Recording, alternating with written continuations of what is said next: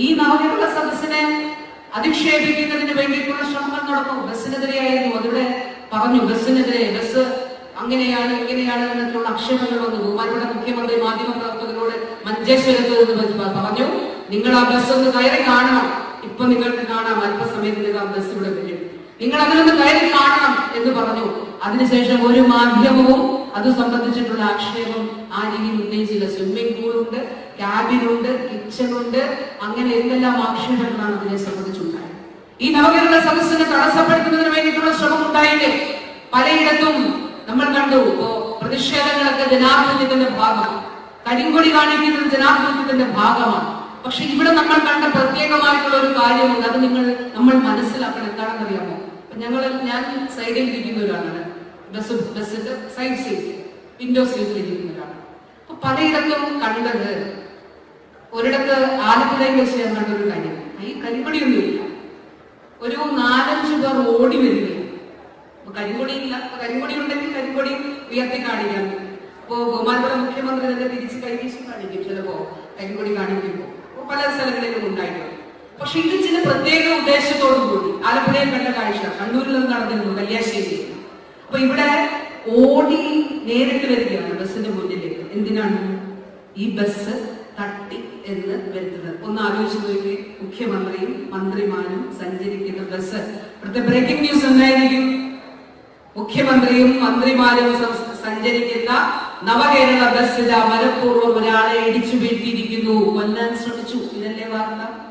വാർത്തയുടെ കാര്യം പറയുമ്പോൾ ഒരു കാര്യം കൂടെ പറയാം. മഞ്ചേശ്വരത്ത് കാസർഗോഡ് വെച്ച് ഈ വെന്യൂവിലേക്ക്, നവകേരള സദസ്സ് നടക്കുന്നിടത്തേക്ക് പോകുമ്പോൾ അവിടെ ദേശീയപാതയുടെ ആ ബീച്ചിന്റെ പണി കഴിക്കും. ബഹുമാനയുടെ CM-ന്റെ നേതൃത്വത്തിൽ ഞങ്ങളെല്ലാം അവിടെ ഇറങ്ങി ഇത് കാണാനായിട്ട് ഇറങ്ങി.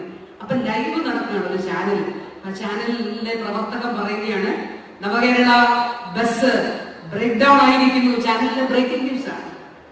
എന്നിട്ട് വാർത്തകളുടെ ഒരു സ്ഥിതി എവിടെയാണെന്ന് നമ്മൾ ആലോചിച്ച് നോക്കണം.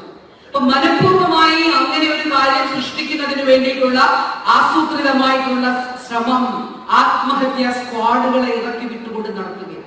ബഹിഷ്കരിക്കാൻ ആഹ്വാനം ചെയ്തു, പലതരത്തിൽ ആക്ഷേപിക്കാൻ ശ്രമം നടത്തി.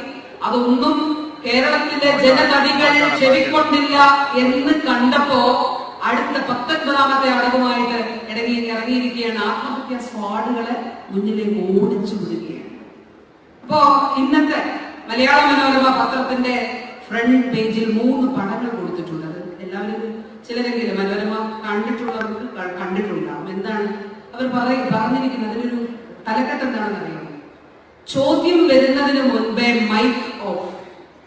അപ്പൊ നമുക്ക് എല്ലാവർക്കും കേരളീയർക്ക് അറിയാവുന്ന ഒരു കാര്യമാണ്. വളരെ കൃത്യനിഷ്ഠയുള്ള ഒരു വ്യക്തിയാണ് ബഹുമാനപ്പെട്ട മുഖ്യമന്ത്രി.